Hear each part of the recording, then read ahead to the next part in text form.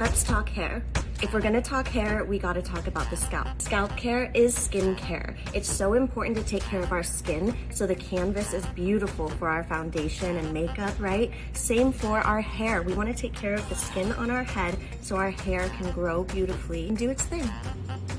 Not only is this my favorite part of the routine, I feel like this is also the most important part of the routine because it really gets in there, it takes off all the buildup, it helps to prevent the irritation and thinning, because if there's buildup, your hair can't really grow through that.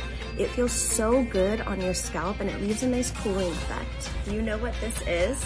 It's from Sephora collection and it's a scalp massager. So this is one of the most fun steps of my routine. When I have this scrub on my scalp, I'll take this in the shower and just go ahead and work it in. It's going to help to increase circulation, which helps with growth, and really work that scalp scrub in. Another scalp care go-to of mine has got to be the Jizu honey-infused scalp treatment. This serum targets the signs of unbalanced microbiome, which is basically an itchy, irritated, and flaky scalp. Give your scalp some love. You'll thank me later.